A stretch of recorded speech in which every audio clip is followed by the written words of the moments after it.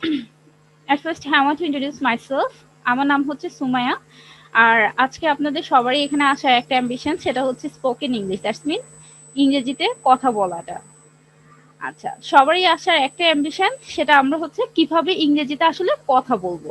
আসলে ইংরেজি সম্পর্কে কিন্তু কম বেশি আমরা ছোটবেলা থেকেই সম্পৃক্ত জানি, একদম এবিসি লার্নিং থেকে স্টার্ট করে আমরা কিন্তু ইংরেজির সাথে সম্পর্কযুক্ত। তো ইংরেজিটা আসলে আমাদের অজানা কিছুই না, কিন্তু আমরা কথা বলতে গেলে ইংরেজিতে সবসময় একটা জড়তা ফিল করি, যে মানে যে জিনিসগুলো দেখা যাচ্ছে কি পারতেছি, সেগুলো আমরা ইংরেজিতে কথা বলতে গেলে আমাদের আটকে যায়। কারণ আমাদের একটা ভিতরে লজ্জা কাজ করে, অনেক সময় জড়তা কাজ করে। দেখা যাচ্ছে কি যে আমরা ছোটবেলা থেকে যে ইংরেজিগুলো জানি, পড়ে আসছি, বলে আসছি, কিন্তু যখন কারোর সাথে আমরা কথা বলতে যাই, তখন আমাদের সমস্যাটা ফেস করা লাগে। আচ্ছা, যাদের সাউন্ডে প্রবলেম হচ্ছে, মনে করেন শুনতে পাচ্ছেন না, তাদের এই যে মাইকের এই জায়গায় দেখেন একটা হেডফোন চিহ্ন আছে, ওইটা বারবার ক্লিক করেন। ক্লিক করলে যখন একটা মিউটের চিহ্ন আসবে, তখন বুঝতে পারবেন যে হ্যাঁ, আপনি কথা শুনতে পাচ্ছেন।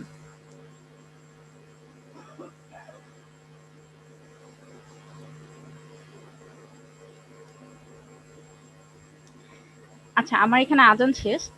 তো যেটা বলছিলাম যে আমাদের এখানে আসা সবারই একটাই অ্যাম্বিশন, সেটা হচ্ছে ইংরেজিতে কিভাবে আমরা কথা বলতে পারবো। সো ইংরেজি যে আমরা জানি না তা কিন্তু না, ইংরেজি কিন্তু আমরা সবাই জানি। ইভেন কি আমরা স্টার্ট করেছি এবিসি লার্নিং থেকে, কিন্তু আমরা ইংরেজিতে শিখে আসছি। যে আমরা বাংলার পিছনে যতটুকু না সময় দিয়েছি, কিন্তু ইংরেজির পিছনে এর চেয়ে আমরা অনেক বেশি সময় ব্যয় করেছি। কিন্তু এর পরেও আমাদের ইংরেজি বলতে গেলে একটা ভয় কাজ করে। কারণ হচ্ছে কি, আমাদের প্র্যাকটিস, আমরা যখন যেভাবে আমরা বাংলা ভাষাটা প্র্যাকটিস করেছি, আমরা কিন্তু ইংরেজিতে ওইভাবে প্র্যাকটিস করি না। দেখেন, আমরা সব সময় ইংরেজিকে কি মনে করি, দিস ইজ আ সাবজেক্ট। কখনো কিন্তু এটাকে আমরা ল্যাঙ্গুয়েজ হিসেবে অ্যাকসেপ্ট করিনি। সবসময় এটা ধরে এসেছে যে এটা একটা সাবজেক্ট, এটা রুলস রেগুলেশন গুলো পড়তে হবে, গ্রামার পড়তে হবে, মুখস্থ করতে হবে, দেন গিয়ে কি আমরা ইংরেজিতে কথা বলতে পারবো। আসলে কিন্তু এই কনসেপ্টটা আমাদের টোটালি রং। কেন? কারণ হচ্ছে দেখেন, ইংলিশও একটা ল্যাঙ্গুয়েজ, বাংলাতেও সেম একটা ল্যাঙ্গুয়েজ। আপনারা ধরেন, বাংলা ভাষাটা আমরা কিভাবে শিখে আসছি।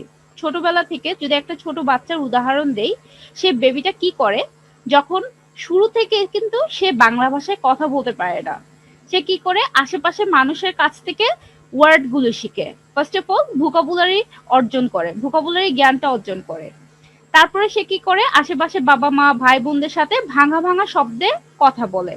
দেন সে আস্তে আস্তে যখন বেশি বেশি প্র্যাকটিস।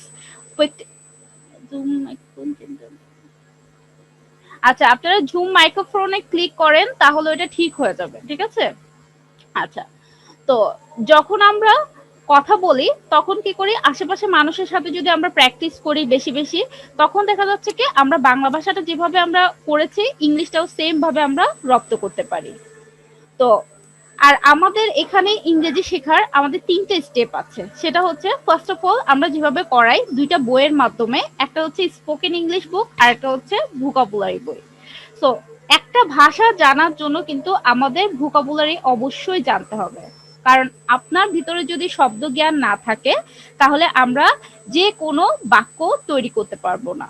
তো সেটার জন্য আমাদের দরকার হচ্ছে ভোকাবুলারি। আর এই ভোকাবুলারি গুলো জানার জন্য আমাদের একটা ভোকাবুলারি বই থাকবে। আর ইংরেজিতে কিভাবে আমরা কনভারসেশন করব, মানে আশেপাশে মানুষের সাথে আমরা কিভাবে প্র্যাকটিস করব, সেজন্য কিছু আমাদের প্র্যাকটিসের সেন্টেন্স দরকার। সেজন্য আমাদের আছে হচ্ছে স্পোকেন বুক। তো এই বই দুইটা আমি আপনাদের সাথে একটু শেয়ার করতে চাচ্ছিলাম, আমাদের যে 2টা বইয়ের মাধ্যমে আমরা কোর্সগুলো আপনাদের সাথে করিয়ে থাকি।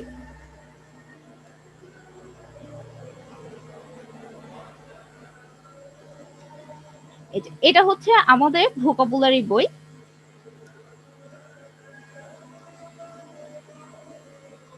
এখানে আমাদের ৭৭৫টা ভোকাবুলারি আছে, যা আমরা প্রত্যেকটা ক্লাসে ৩০টা করে ভোকাবুলারি প্র্যাকটিস করিয়ে থাকি।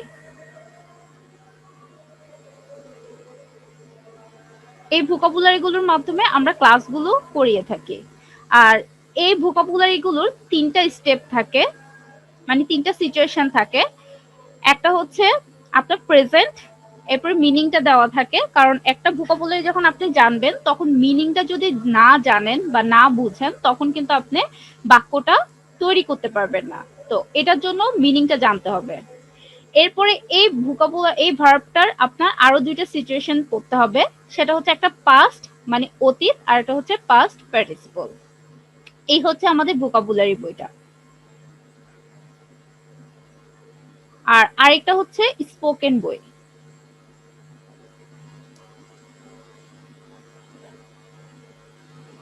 এটা হচ্ছে আমাদের স্পোকেন বুক। এখানে আমাদের টোটাল 24 ক্লাসেস আছে, মানে 24টা ক্লাস আমাদের থাকবে। এটা হচ্ছে ফার্স্ট ক্লাস, এখান থেকে স্টার্ট হবে আমাদের ক্লাসগুলো।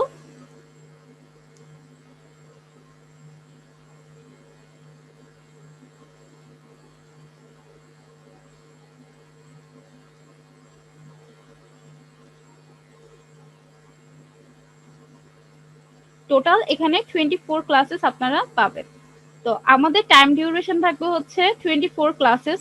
এর সময় হচ্ছে আপনাদের 2 মাসের, 2 মাস আপনারা ক্লাস পাবেন, এর মধ্যে 24 ক্লাসেস পাবেন। সপ্তাহে 3 দিন আমাদের ক্লাস থাকে। তো এই 3 দিন ক্লাসের মধ্যে আমরা ফার্স্ট অফ অল ভোকাবুলারি গুলো পড়াই। এভরি ক্লাসে আমরা 30টা করে ভোকাবুলারি প্র্যাকটিস করাই। দেন গিয়ে আমাদের কনভারসেশন থাকে। আর থার্ড স্টেজে গিয়ে থাকে হচ্ছে প্রেজেন্টেশন। আপনারা প্রত্যেকটা ক্লাসে একটা করে প্রেজেন্টেশন পাবেন।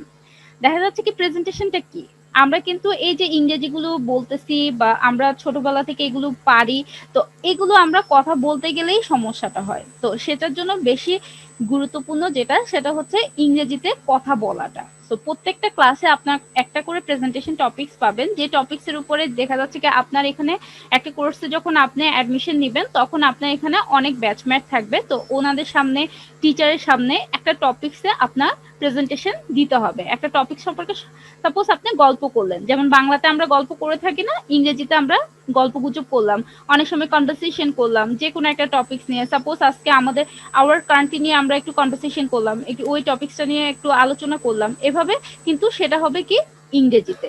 তো এই হচ্ছে আমাদের তিনটে stage. First stage is vocabulary, second হচ্ছে কনভারসেশন, আর থার্ড হচ্ছে presentation, which is most important. ঠিক আছে? আর এখন আমরা দেখব যে আমরা আসলে কথা বলাটা যেভাবে শিখবো, তো আমরা তো জানি যে ইংরেজি মানে কি টেন্স, গ্রামার, রুলস, রেগুলেশন, এগুলো এগুলো আমাদের মাথার মধ্যে সেট আপ হয়ে গেছে যে এগুলোর মাধ্যমে কিন্তু আমরা কথা বলতে পারবো। কিন্তু আসলে তা না। আপনারা এখন দেখতে পারবেন যে আমাদের মেথডটা কি, আমার মেথড, মানে আমাদের মেথডের মাধ্যমে আমরা আসলে ইংরেজিতে কিভাবে কথা বলাটা শিখবো, সেটা আমি এখন আপনাদের সাথে একটু শেয়ার করব আমাদের মেথডটা, মানে যে বইটার মাধ্যমে আমি আপনাদেরকে স্পোকেন ইংলিশ করাবো।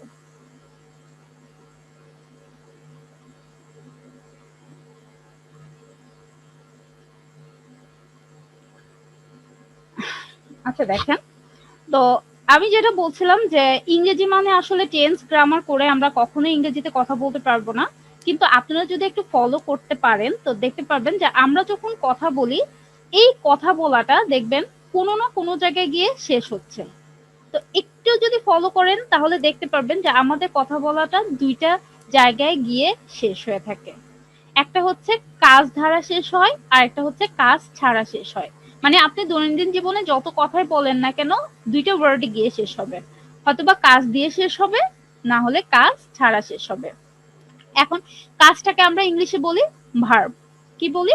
ভার্ব।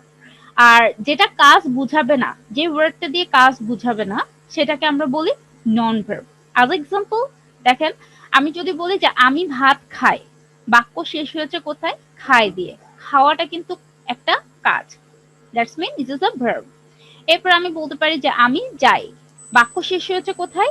যাই, যাওয়াটাও একটা কাজ। আমি লিখি, আমি পড়ি, আমি ঘুমাই, আমি খেলতে যাই, আমি অফিসে যাই, এই যে প্রত্যেকটা ওয়ার্ড শেষ হচ্ছে কোথায়? ভার্ব দিয়ে। তো এই হচ্ছে একটা অংশ, যে আমি যে কথাগুলো দৈনন্দিন জীবনে বলি, একটা হয়তো বা ভার্ব দিয়ে শেষ হবে, আর একটা শেষ হবে নন ভার্ব দিয়ে। এখন নন ভার্বটা কিভাবে চিনবো সেটা আমরা চাই। যেমন আমি যদি বললাম যে আমি একজন শিক্ষক, বাক্য শেষ হয়েছে কোথায়? শিক্ষক দিয়ে। তাহলে শিক্ষকটা কিন্তু কোনো কাজ বোঝাচ্ছে না, তাহলে এটাকে আমরা বলবো নন ভার্ব। এরপরে বলতে পারি যে আমি একজন ছাত্র, বাক্য শেষে হচ্ছে কোথায় ছাত্র, তাহলে ছাত্রটাও কোনো কাজ না, দিস অলসো নন ভার্ব। এরপরে বলি যে আমি একজন সৎ ব্যক্তি, বাক্য শেষে হচ্ছে কোথায় সৎ ব্যক্তি, তাহলে সৎ ব্যক্তিটাও কি কাজ না, এটা হচ্ছে নন ভার্ব। তাহলে আপনারা একটু, এটা একটা গেমের মতো যে আপনারা একটু চর্চা করতে পারেন, কিন্তু যে আপনি দৈনন্দিন জীবনে যত কথাই বলেন না কেন প্রত্যেকটা কথা হয়তো বা ভার্ব দিয়ে শেষ হবে, না হলে নন ভার্ব দিয়ে শেষ হবে। আচ্ছা, স্ক্রিনে যিনি আঁকাআঁকি করছেন, আপনার যদি ক্লাস ভালো না লাগে তাহলে আপনি লিভ নিয়ে চলে যান, এখানে তো আপনাকে জোর করে আটকে রাখা হয়নি, তো আপনি লিভ নিয়ে চলে যেতে পারেন। আচ্ছা, তো যেটা বলছিলাম যে আমরা যখনই কথা বলি সেটা কোনো না কোনো জায়গায় গিয়ে কি হচ্ছে শেষ হচ্ছে, তো এই ওয়ার্ড দুই জায়গায় গিয়ে শেষ হচ্ছে, একটা হচ্ছে ভার্ব দিয়ে আর একটা হচ্ছে কি দিয়ে নন ভার্ব দিয়ে। তা আপনি এটা ফলো করতে পারেন যে ভার্ব নন ভার্ব এই দুইটা দিয়ে কিন্তু কাজগুলো শেষ হয়। এবং আমাদের এই মেথডটা আমরা যে 24 ক্লাসেস আমরা করব, এই 24 ক্লাসেস ভার্ব এবং নন ভার্ব দিয়ে কিভাবে আমরা বাক্যগুলো তৈরি করে কনভারসেশন করব সেটাই আমরা দেখব। কারণ আপনি যখন কারোর সাথে ইংলিশে কথা বলবেন, তো বাক্যটা কিন্তু আপনি যদি তৈরি করতে না পারেন তাহলে আপনি কি বলবেন। মেইনলি আমাদের প্রবলেম হয় সেন্টেন্স গুলো সাজাতে গিয়ে, যে বাক্য কিন্তু আমরা যদি সাজাতে পারি তাহলে কিন্তু আমরা কথাও বলতে পারি। তো আমরা বাক্য সাজানোর ফর্মুলা হিসেবে কিন্তু জেনে আসছি যে টেন্স গ্রামার গুলো আমাদের কি করতে হবে, জানতে হবে। আসলে না, এখন আমি যদি কিছু এক্সাম্পলস আপনাদের সাথে শেয়ার করি, দেন আপনারা বুঝতে পারবেন যে হাউ ইজ ইট পসিবল যে আমরা কত সহজভাবে ভার্ব এবং নন ভার্ব দিয়ে কথাগুলো তৈরি করে ইংলিশে বলতে পারি। সেটা হচ্ছে দেখেন স্ক্রিনে আপনারা কিছু সেন্টেন্স দেখতে পাচ্ছেন যে আমি একজন ছাত্র, বাক্যের শেষে কি আছে ছাত্র, তাহলে এই যে বাক্যের শেষে আছে ছাত্র, তাহলে এটা কি নন ভার্ব। যদি আমি ভার্ব এবং নন ভার্বের মধ্যে কনভার্ট করি তাহলে এটা কি ছাত্রটা নন ভার্ব, যেটা দিয়ে কোনো কাজ বুঝাবে না। এবং আপনার বাক্যটা আছে বর্তমানে। এট ফার্স্ট আমি কি করব যে এখানে সাবজেক্ট আইডেন্টিফাই করব, সাবজেক্ট কি এখানে আমি, আই। যদি আপনার বাক্যের শেষে নন ভার্ব থাকে, সিচুয়েশন যদি আপনার বর্তমানে থাকে, তাহলে আপনি শুধু তিনটা ভার্ব মাথায় রাখবেন, এম, ইজ, আর। বাক্যের শেষে যদি আপনার নন ভার্ব থাকে তাহলে আমরা শুধু তিনটা ভার্ব মাথায় রাখবো, সেটা হচ্ছে এম, ইজ, আর।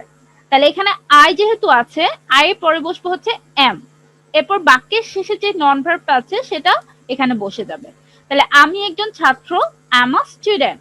এখন আমি যদি বলতাম যে তুমি একজন ছাত্র, তাহলে এখানে সাবজেক্ট কি ছিল তুমি, দ্যাটস মিন ইউ। তাহলে ইউর পরে আর এম হবে না, তখন হবে কি আর। তাহলে ইউ আর, এরপরে ছাত্রটা বসে যাবে ইউ আর এ স্টুডেন্ট। আপনার বাক্য যতই বড় হোক না কেন, আমাদের মেন প্রবলেম হচ্ছে বড় বাক্যগুলো আমরা সাজাতে গেলে সমস্যা হয়। তা আপনি জাস্ট ফলো করবেন যে আপনার বাক্যের শেষে কি আছে, ভার্ব আছে নাকি নন ভার্ব আছে। যদি বাক্যের শেষে নন ভার্ব থেকে থাকে, আপনার সিচুয়েশনটা যদি বর্তমানে থাকে, তাহলে আপনি শুধু তিনটা ভার্ব মাথায় রাখবেন, সেটা হচ্ছে এম, ইজ, আর। তাহলে এখানে সাবজেক্ট হচ্ছে আমি একজন ছাত্র, তাহলে আই এম আ স্টুডেন্ট। যদি বলতাম যে তুমি একজন ছাত্র, তাহলে এখানে আই এর পরিবর্তে আসতো কি ইউ, তাহলে ইউ আর স্টুডেন্ট। আমরা ছাত্র, তাহলে এখানে সাবজেক্ট কি আমরা, উই। উই, উই যেহেতু অনেক সেজন্য এখানে হবে আর, উই আর স্টুডেন্টস। যেহেতু আমরা ছাত্র, আমরা অনেক, সেজন্য তখন এ স্টুডেন্ট বলতে পারবো না, বলতে হবে students, we are students.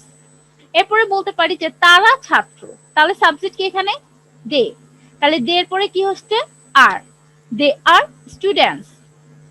Mina একজন ছাত্র, তাহলে এখানে সাবজেক্ট হবে কি মিনা, তাহলে মিনা যেহেতু একজন সেজন্য এখানে আর হবে না, এখানে হবে is, Meena is a student. তাহলে এখানে দেখেন সাবজেক্ট আপনি যাই চেঞ্জ করেন না কেন, এখানে এম, ইজ, আর এর বাইরে কিন্তু বসতেছে না। তাহলে আমাদের ভার্ব যদি জানা থাকে তাহলে আমাদের বাক্য তৈরি করতে কিন্তু বেশি একটা সমস্যা হবে না, কারণ আমরা বাক্য তৈরি করতে পারলেই কিন্তু আমরা কনভারসেশনটা করতে পারি। তাহলে আমি একজন ছাত্র, আই এম এ স্টুডেন্ট। এরপরে দেখেন সিচুয়েশনটা বর্তমানে ছিল, তিনটা ভার্ব আমি মাথায় রেখেছি। এখন সিচুয়েশনটাকে যদি আমি অতীতে নিয়ে যাই, যে আমি একজন ছাত্র ছিলাম, তাহলে আমি জাস্ট এম, ইজ, আরটাকে সরিয়ে এখানে নিয়ে আসবো ওয়াজ অথবা ওয়ার। তাহলে আমি একজন ছাত্র ছিলাম, আই ওয়াজ আ স্টুডেন্ট। এরপর যদি বলতাম যে তুমি একজন ছাত্র ছিলে, তাহলে যেহেতু তুমি ইউ, ইউর পরে আর ওয়াজ হবে না, ইউর পরে হবে হচ্ছে ওয়ার, তখন হবে ইউ ওয়ার স্টুডেন্ট। মিনা একজন ছাত্র ছিল, তাহলে মিনা ওয়াজ আ স্টুডেন্ট। আমরা ছাত্র ছিলাম, তাহলে আমরা মানে we, we were students, we were students. তারা ছাত্র ছিল, দে ওয়ার স্টুডেন্টস। তাহলে এখানে আমার সাবজেক্ট যাই বসুক না কেন, আপনার ওয়াজ অথবা ওয়ারের বাইরে যাচ্ছে না ভার্ব। আচ্ছা, যিনি আঁকাআঁকি করছেন আপনাকে তো বলছি, যদি ক্লাস আপনার ভালো লেগে না থাকে তাহলে আপনি লিভ নিয়ে চলে যান, ঠিক আছে? অনতায় ডিস্টার্ব করবেন না, এমন না যে আপনাকে আটকিয়ে রাখা হয়েছে, প্লিজ লিভ নিয়ে আপনি চলে যান। আচ্ছা, তাহলে আমি একজন ছাত্র ছিলাম, আই ওয়াজ এ স্টুডেন্ট। তুমি একজন ছাত্র ছিলে, ইউ ওয়ার এ স্টুডেন্ট। তাহলে আমাদের এখানে বেসিক্যালি ভার্ব গুলো কিন্তু ফর্মুলার মধ্যে আমরা পেয়ে যাচ্ছি। অতীত হলে আমরা কি করছি, ওয়াজ অথবা ওয়ার, এই দুইটা ভার্ব মাথায় রাখা লাগছে। এখন দেখেন ভবিষ্যৎ হলে, যে আমি একজন ছাত্র হব, ছিলাম থেকে হব মানে ভবিষ্যতে আমি চলে যাচ্ছি, সেক্ষেত্রে আমরা ভবিষ্যৎ মানেই জানি যে উইল। কিন্তু অনেক সময় কিন্তু উইলের সাথে বি আসে। আমাদের এই জিনিসটা অনেক সময় কনফিউজড হতে হয় যে আমরা কোথায় আসলে উইলটা বসাবো আর কোথায় উইল বিটা বসাবো। কিন্তু আপনারা যদি আমাদের মেথড অনুযায়ী ভার্ব এবং নন ভার্বটা একটু ফলো করেন, তাহলে আপনাদের আর কখনো কনফিউজড হবেন না আপনারা যে উইল এবং উইল বি এর মধ্যে। যদি আপনার বাক্য নন ভার্ব দিয়ে শেষ হয়, ভবিষ্যৎ যদি বুঝায়, সেক্ষেত্রে সবসময় উইলের সাথে বি আসবে। কিন্তু বাক্য যদি আপনার ভার্ব দিয়ে শেষ হয়, সবসময় উইল আসবে, উইলের সাথে কখনো বি আসবে না। অ্যাজ এক্সাম্পল দেখেন, যে আমি একজন ছাত্র হব, তাহলে ছাত্রটা নন ভার্ব, এরপরে হব, তাহলে আই উইল বি স্টুডেন্ট। আমি একজন ডাক্তার হব, আই উইল বি ডক্টর। আমি একজন ইঞ্জিনিয়ার হব, আই উইল বি ইঞ্জিনিয়ার। কিন্তু বাক্যটা যদি আপনার ভার্ব দিয়ে শেষ হতো, যেমন আমি ভাত খাবো, তাহলে আই উইল ইট রাইস। আমি যাব, আই উইল গো। আমি খেলবো, আই উইল প্লে। আমি লিখবো, আই উইল রাইট। আমি শিখবো, আই উইল লার্ন। তাহলে প্রত্যেকটা ভার্বে দেখেন এখানে ভবিষ্যৎ সিচুয়েশন যখন হচ্ছে, সবসময় উইল বসছে, উইলের সাথে কখনো বি আসছে না। কিন্তু বিটা কখন আসবে, যদি বাক্যের শেষে আপনার কি থাকে, নন ভার্ব থাকে। আপনারা এই জিনিসটা জাস্ট ক্লুটা মাথায় রাখবেন। যদি বাক্যের শেষে নন ভার্ব থাকে, সিচুয়েশন যদি ভবিষ্যৎ হয়, তাহলে উইলের সাথে বি দিবেন। ভার্ব থাকলে সবসময় উইলটা ইউজ করবেন। এরপর দেখেন 4 নাম্বার সিচুয়েশন, যে আমি একজন ছাত্র হয়েছি। দিস ইজ পারফেক্ট, মানে পারফেক্ট সিচুয়েশন। তো এই ক্ষেত্রে যেটা হয়, আমি মাত্র কাজটা করেছি। যেমন আমি ক্লাস করেছি, আপনি ক্লাস করেছেন, ক্লাসটা কিন্তু যে অতীত হয়ে গেছে তাও না, আপনার ক্লাসটা যে চলছে তাও না, মানে কাজটা মাত্র শেষ করেছেন, ঘটমান বর্তমান। তাহলে সেই ক্ষেত্রে আপনার ভার্ব বসবে হচ্ছে হ্যাভ অথবা হ্যাজ। এই ক্ষেত্রেও একটা ভার্ব এবং নন ভার্বের একটা এফেক্ট আছে, সেটা হচ্ছে দেখেন, হ্যাভ হ্যাজ এর সাথে কিন্তু অনেক সময় বিন বসে, কিন্তু অনেক সময় শুধুমাত্র হ্যাভ হ্যাজটা বসে। তো আমরা এই জিনিসটাও নন ভার্বের এবং ভার্বের মাধ্যমে বুঝতে পারবো বিনটা কখন বসে। আপনার বাক্য যদি নন ভার্ব দিয়ে শেষ হয়, দ্যাট টাইম হ্যাভ হ্যাজ এর সাথে একটা বিন বসবে। বাক্য যদি ভার্ব দিয়ে শেষ হতো, শুধুমাত্র হ্যাভ হ্যাজ বসতো। যেমন দেখেন, আমি একজন ছাত্র হয়েছি, না মাত্র ছাত্র হয়েছি, তাহলে I have been a student. তুমি একজন ছাত্র হয়েছ, you have been a student. আমি একজন ডাক্তার হয়েছি, I have been a doctor. আমি একজন কৃষক হয়েছি, I have been a farmer.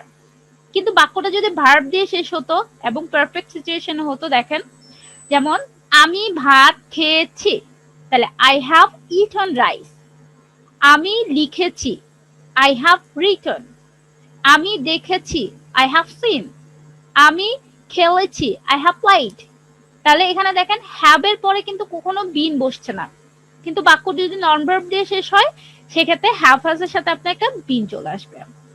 তো দেয়ার ইজ 4 সিচুয়েশনস, যে এই 4টা সিচুয়েশনের মাধ্যমেই কিন্তু আমরা কথা বলাটা রপ্ত করব। এখানে যে আমি এই যে ভার্ব নন ভার্ব দিয়ে সেন্টেন্স গুলো করেছি, এখানে কিন্তু আমি কোনো টেন্স গ্রামার কিছুই ফলো করিনি, জাস্ট 4টা সিচুয়েশন।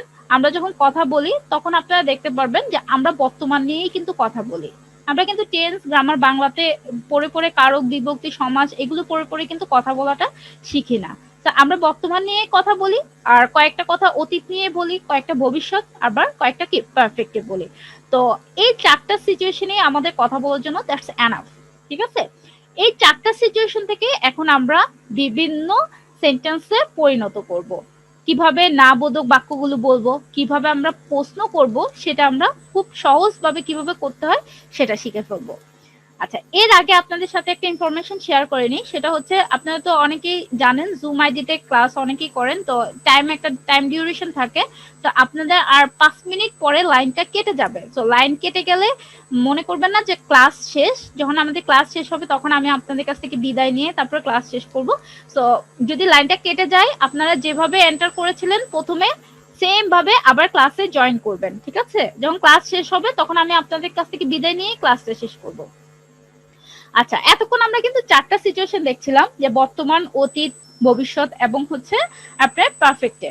তো এখন দেখব এই বাক্যগুলো থেকে আমরা কিভাবে না বোধক বাক্য খুব সহজে তৈরি করতে পারি, সেটা আমরা দেখব।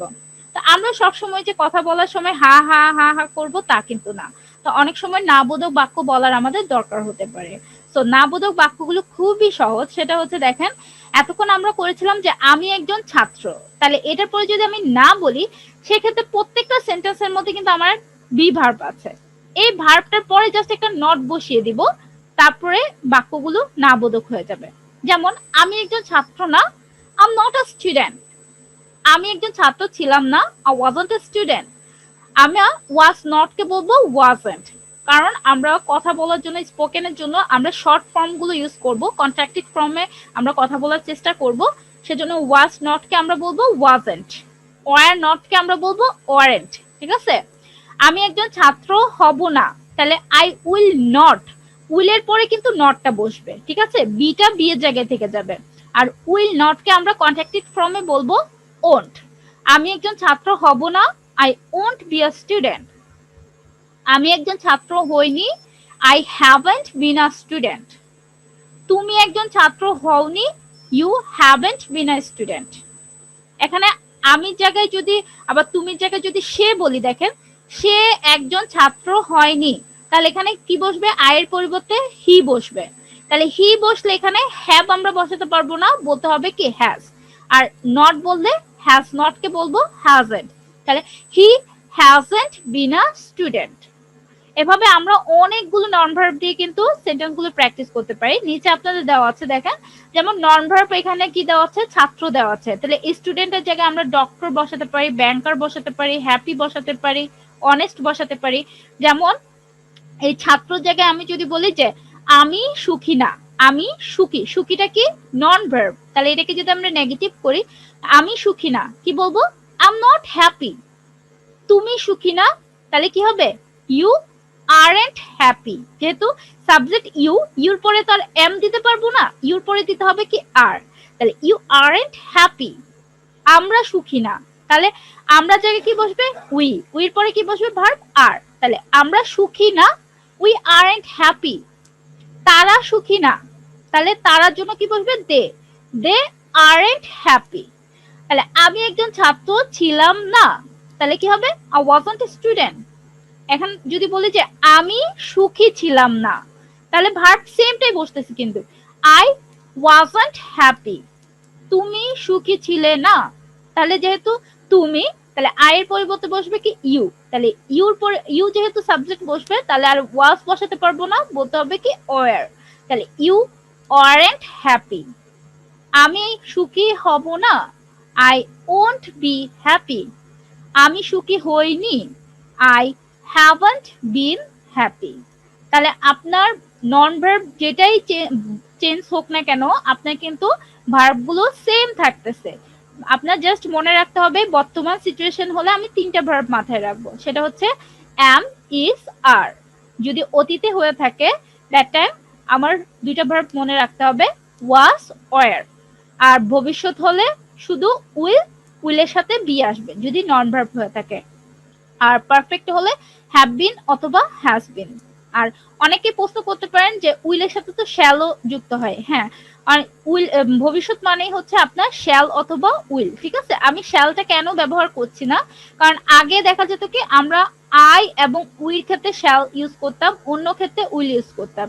কিন্তু রিসেন্টলি আপনার একটা রুলস হয়েছে যে আপনি চাইলে সব জায়গায় উইল ব্যবহার করতে পারবেন, তো এখানে কোনো ভুল নেই। সো আমি স্টুডেন্টকে প্রিফার করি যে উইলটা ব্যবহার করা ভালো, কারণ হচ্ছে একবার আই এবং উইল ক্ষেত্রে শ্যাল ব্যবহার করবেন, আবার অন্য ক্ষেত্রে উইল ব্যবহার করবেন তো একটা হজবরলর মতো লেগে যায়। তো সেজন্য আমি প্রিফার করি যে সবসময় আপনারা উইলটাই ইউজ করেন। কিন্তু কেউ যদি চান আপনি শ্যাল ইউজ করবেন, সেক্ষেত্রে আপনার আই এবং উইর ক্ষেত্রে শুধুমাত্র শ্যাল ইউজ করতে পারবেন, আর বাকি সব ক্ষেত্রে উইলটা ইউজ করতে হবে।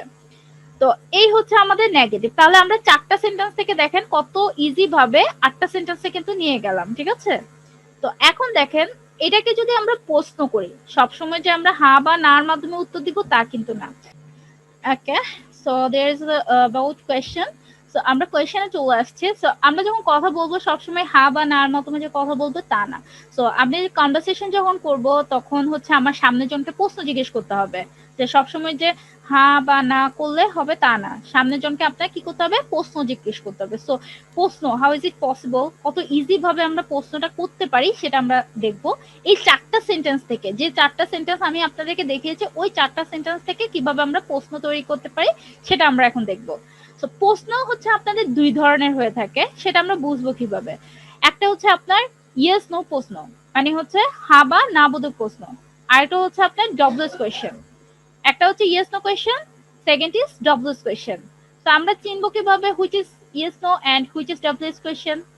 সেটা চেনার একটা সবচেয়ে সহজ উপায়, আপনাকে কেউ যদি প্রশ্ন করে সেটার উত্তর যদি আপনি হ্যাঁ বা নার মাধ্যমে দিতে পারেন, কি দিয়ে যদি প্রশ্ন করে সেটা অ্যান্সার যদি হ্যাঁ বা নার মাধ্যমে দিতে পারেন, that's mean this is yes no question. Suppose আমি যদি জিজ্ঞেস করি আপনাকে, আপনি কি ভাত খেয়েছেন? আপনি কি বলবেন? হ্যাঁ খেয়েছি, অথবা না খাইনি। So this is a yes no question. কিন্তু আমি যদি আপনাকে জিজ্ঞেস করি যে আপনি কি কি দিয়ে ভাত খেয়েছেন, তো কি কি দিয়ে ভাত খেয়েছেন যখন বলছি তখন কিন্তু আপনি হ্যাঁ বা না বললে হবে না। সো আপনাকে একটু ডিসক্রাইব করতে হবে যে আপনি কি কি দিয়ে আসলে ভাতটা খেয়েছেন। So that's mean this is doubles question. তো এই 4টা সেন্টেন্স থেকে কিভাবে আমরা ইয়েস নো কোয়েশ্চেনটা এবং ডবলস কোয়েশ্চেনটা মেক করব সেটা আমরা দেখব। তো আমাদের সেন্টেন্স ছিল কি, যে আমি একজন ছাত্র, that's mean I am a student. তো এটাকে যখন আমরা নেগেটিভ করেছি, কি করি, নেগেটিভের সময় ভার্বের পরে জাস্ট নট বসিয়ে দিলে আমার সেন্টেন্স হয়ে যাবে নেগেটিভ। এখন এটাকে যদি আমি ইয়েস নো প্রশ্ন করতে যাই, জাস্ট ভার্বটাকে আমি সামনে নিয়ে আসব। ভার্বটাকে কি করব, সামনে নিয়ে আসব, তাহলে এটা কি হয়ে যাবে, ইয়েস নো প্রশ্ন হয়ে যাবে। তাহলে আমি কি একজন ছাত্র, তাহলে এমটাকে সামনে নিয়ে আসবো, এম আই আ স্টুডেন্ট। তুমি কি একজন ছাত্র, তাহলে তুমি যেহেতু ইউর পরে ছিল আর, তাহলে আরটাকে সামনে নিয়ে আসবো, আর ইউ আ স্টুডেন্ট। তুমি কি একজন ডাক্তার, আর ইউ আ ডক্টর। তুমি কি সুখী, আর ইউ হ্যাপি। তুমি কি দুঃখী, আর ইউ স্যাড। তুমি কি তুমি কি আহ, তুমি কি ব্যাংকার, আর ইউ আ ব্যাংকার। তুমি কি একজন কৃষক, আর ইউ আ ফার্মার। তাহলে আপনি যেভাবেই প্রশ্ন করেন না কেন জাস্ট কি করবেন, ভার্বটাকে সামনে নিয়ে আসবেন। এখন 2 নাম্বার সিচুয়েশন দেখেন, অতীতে যদি প্রশ্ন করতে যান সেম সিস্টেম, আপনি ভার্বটাকে সামনে নিয়ে আসবেন। আমি কি একজন ছাত্র ছিলাম, ওয়াজ আই আ স্টুডেন্ট। তুমি কি একজন ছাত্র ছিলে, যেহেতু ইউর পরে হবে ওয়ার, তাহলে ওয়ারটাকে সামনে নিয়ে আসবো প্রশ্ন করলে, ওয়ার ইউ আ স্টুডেন্ট। তুমি কি সুখী ছিলে, ওয়ার ইউ হ্যাপি। তুমি কি দুঃখী ছিলে, ওয়ার ইউ স্যাড। এরপরে দেখেন 3 নাম্বার, আমি কি একজন ছাত্র হব, তাহলে উইলটাকে সামনে নিয়ে আসবো, আর বিটা কি হবে, বি এর জায়গায় থেকে যাবে, বিটাকে কিন্তু আপনার সামনে আনা যাবে না। তাহলে will you be a student. তুমি কি একজন ডাক্তার হবে, will you be a doctor. তুমি কি একজন কৃষক হবে, will you be a farmer. আমি কি একজন ছাত্র হয়েছি, have you been a student. তুমি কি একজন ছাত্র হয়েছো, have you been a student. তাহলে আপনি প্রশ্ন যেভাবেই করেন না কেন জাস্ট কি করব, আমরা ভার্বটাকে সামনে এনে আপনি কারোর সাথে কনভারসেশন করতে পারেন, প্রশ্ন জিজ্ঞেস করতে পারেন। এখন আসি ডবলস কোয়েশ্চেন। ডবলস ওয়ার্ড গুলো কিন্তু আমরা কম বেশি সবাই জানি, যে হাউ, হোয়াট, হোয়েন, হোয়ার, এগুলোই হচ্ছে কি ডবলস ওয়ার্ড। তো এগুলোর মিনিং কিন্তু আমরা জানি। তো আপনাকে কেউ যদি প্রশ্ন করে ডবলস ওয়ার্ড দিয়ে, বা আপনি যদি কাউকে প্রশ্ন করতে যান ডবলস ওয়ার্ড দিয়ে, সেক্ষেত্রে ডব্লিউএইচ ওয়ার্ডটা বাক্যের শুরুতে থাকুক শেষে থাকুক যেখানেই থাকুক না কেন একদম বাক্যের শুরুতে বসাতে হবে যখন আপনি কনভারসেশন করবেন। এরপরে যেটা করতে হবে, ভার্বটা অবশ্যই দিতে হবে, কারণ ভার্ব ছাড়া আপনার সেটা প্রশ্ন হবে না, সেটা ইন্টারোগেটিভ সেন্টেন্স হবে না, আপনার অ্যাসার্টিভ সেন্টেন্স হয়ে যাবে। তাহলে আমি কিভাবে একজন ছাত্র, তাহলে কিভাবে জন্য আমি ডব্লিউএস ওয়ার্ড হচ্ছে কিভাবে, হাউটা বাক্যের শুরুতে বসিয়ে নেব। হাউ, হাউ এর পরে বসাতে হবে ভার্বটা। তাহলে how M I a student, আমি কেন একজন ছাত্র, তাহলে এখানে ডব্লিউএস ওয়ার্ড কি, কেন, দ্যাটস মিন হোয়াই। তাহলে why M I a student, তুমি কখন একজন ছাত্র, তাহলে এখানে ডব্লিউএস ওয়ার্ড কি, কখন। তাহলে হোয়েন, হোয়েন এর পরে এখানে সাবজেক্ট যেহেতু ইউ, তাহলে এখানে ইউর পরে বসবে হচ্ছে আর। তাহলে when are you a student, when are you a student. আচ্ছা, বারবার বলার পরেও আপনারা এই কাজগুলো কেন করছেন? আপনারা তো এখানে শিখতে আসছেন, তাই না? যদি শিক্ষাটা ভালো না লাগে তো লিভ নিয়ে চলে যান। আচ্ছা দেখেন, তো যখন আমরা প্রশ্ন করব তখন সেক্ষেত্রে ডব্লিউএস ওয়ার্ডটা ফাইন্ড আউট করে ডব্লিউএস ওয়ার্ডটা আগে বসিয়ে নেব। যে কোনো প্রশ্ন আপনি যাকেই করতে যান না কেন, ডব্লিউএস ওয়ার্ডটা বসানোর পরে ভার্বটা বসিয়ে নেবেন। এরপর দেখেন, সিচুয়েশন যদি আপনার চেঞ্জ হয়, বর্তমান থেকে যদি অতীতে হয়ে যায়, যে আমি কিভাবে একজন ছাত্র ছিলাম, তো ভার্বটাও চেঞ্জ হয়ে যাবে। তো ভার্বগুলো তো আমাদের জানা আছে। অতীত হলে আমি শুধু দুইটা ভার্ব মাথায় রাখবো, সেটা হচ্ছে ওয়াজ অথবা কি ওয়ার। আর বর্তমান হলে কি অ্যাম ইজ আর। তাহলে যখন আমি বলবো যে আমি কিভাবে একজন ছাত্র ছিলাম, ছিলাম হলেই কি বলবো ওয়াজ, তাহলে কিভাবেটা আগে বসিয়ে নেব হাউ। তাহলে হাউ ওয়াজ আ স্টুডেন্ট, তুমি কিভাবে একজন ছাত্র ছিলে, তাহলে তুমি যেহেতু বলছি তখন আর ওয়াজ আসবে না, আসবে কি ওয়ার। তাহলে how were you a student. আর ভবিষ্যৎ যদি হয় যে আমি কিভাবে একজন ছাত্র হব, তাহলে ভবিষ্যৎ হলে কি উইল বি। তাহলে how will I B a student. আমি কিভাবে একজন ছাত্র হয়েছি পারফেক্ট, তাহলে how have I been a student. এখন আমির পরিবর্তে যদি বলি যে তুমি, তুমি কিভাবে একজন ছাত্র হয়েছো, তাহলে how have you been a student, how have you been a student. এরপরে আবার বলতে পারি যে নন ভার্বটা চেঞ্জ করে, যদি ছাত্রের পরিবর্তে আপনি যদি বলেন যে সুখী, ধরেন সুখী, আমি বললাম যে তুমি কিভাবে সুখী, তাহলে তুমি কিভাবে সুখী। আমাদের এট ফার্স্ট কাজ কি, ডব্লিউএস ওয়ার্ডটা ফাইন্ড আউট করা। তো ডব্লিউএস ওয়ার্ড কি এখানে, কিভাবে, দ্যাটস মিন হাউ। তাহলে হাউ, আর যেহেতু বলছি যে তুমি, তাহলে ইউ সাথে হবে কি আর। তাহলে how are you happy, how are you happy. যদি বলি যে তুমি কেন সুখী, তাহলে কেনর জন্য কি বসাবো, হোয়াই। তাহলে হোয়াই আর ইউ হ্যাপি। আবার যদি বলি যে তুমি কখন সুখী, তাহলে কখনের জন্য কি বসাবো আমরা, when, when are you happy. আর এটাকে যদি অতীতে নিয়ে যান, তুমি কখন সুখী ছিলে, তাহলে ছিলে যেহেতু আমরা দেখছি, তাহলে আমার মাথায় আসবে কি ভার্ব ওয়াজ অথবা ওয়ার। তাহলে কখন সুখী ছিলে, তাহলে হোয়েন ওয়ার ইউ হ্যাপি। তুমি কখন সুখী হবে, তাহলে when will you be happy. তুমি কখন সুখী হয়েছো, when have you been happy. তাহলে আপনি বাক্য যেভাবেই বলেন না কেন, ডব্লিউএস ওয়ার্ডটা আমাদের কি করতে হবে, এট ফার্স্ট বসিয়ে তারপর হচ্ছে সিচুয়েশন যে ভার্ব বসাতে হবে। তাহলে এই ছিল হচ্ছে আমাদের 4টা সিচুয়েশন। তো আমাদের যে 24 ক্লাসেস আপনারা পাবেন, সেটা হচ্ছে আমরা এখানে কোনো টেন্স গ্রামার কিছু ফলো করব না, জাস্ট আমার বাক্যের লাস্ট ওয়ার্ডটা ধরে আমরা কিন্তু কনভারসেশনটা করব। মানে আমরা বাংলা থেকে ইংলিশে যখন আপনারা যখন একটা কোর্সে ভর্তি হবেন, তখন এখানে আপনাদের ব্যাচমেটটা থাকবে, টিচার থাকবে, তখন আপনারা কনভারসেশন করবেন ওই বাংলা থেকে ইংলিশে কিভাবে বাক্যটা তৈরি করতে হবে, সেটা করে আপনার কিন্তু আপনার ব্যাচমেটের সাথে কনভারসেশন করতে হবে। So what is the formula, ফর্মুলাটা কি, ওই ভার্ব এবং নন ভার্ব আপনারা আজকে ফলো করে দেখতে পারবেন। যে যদি যখন আপনারা প্রতিনিয়ত কোনো না কোনো কিছু তো বলতেই থাকেন, তো আপনারা একটু ফলো করলে দেখতে পারবেন যে আপনি যে কথাগুলো বলছেন সেটা দুইটা ওয়ার্ডে গিয়ে শেষ হবে, হয়তোবা ভার্ব দিয়ে শেষ হবে, না হলে নন ভার্ব দিয়ে শেষ হবে। তো বাক্য যদি আপনার নন ভার্ব দিয়ে শেষ হয়, সেক্ষেত্রে তো আপনার ভার্বগুলো জানা থাকে। মেনলি আমাদের সমস্যায় পড়তে হয় সাবজেক্টের পরে কোন ভার্বটা দিব, সেটা নিয়ে আমাদের সমস্যায় ফেস করতে হয়। তো আপনি ভার্বগুলো জানেন যে বর্তমান হলে আমি শুধু 3টা ভার্ব মাথায় রাখবো, হুইচ ইজ অ্যাম, ইজ, আর। আর যদি আমার সিচুয়েশন অতীতে হয়ে থাকে, সেক্ষেত্রে 2টা ভার্ব মাথায় রাখবো, ওয়াজ, ওয়ার। ভবিষ্যৎ হলে আমি কি মাথায় রাখবো, উইল, উইলের সাথে একটা বি। আর পারফেক্ট হলে হ্যাভ বিন অথবা হ্যাজ বিন। তা আপনার অ্যাসার্টিভ সেন্টেন্সটা জানা থাকলে নেগেটিভটি করা কিন্তু খুবই সহজ, জাস্ট ভার্বের পরে নট বসিয়ে দেব। আবার কাউকে যদি প্রশ্ন করতে চান, সেক্ষেত্রে কি করবো, ভার্বটাকে সামনে নিয়ে আসবো, ডব্লিউএস করলে ডব্লিউএস ওয়ার্ডটা বসিয়ে তারপর ভার্বটা বসিয়ে দিব, ঠিক আছে।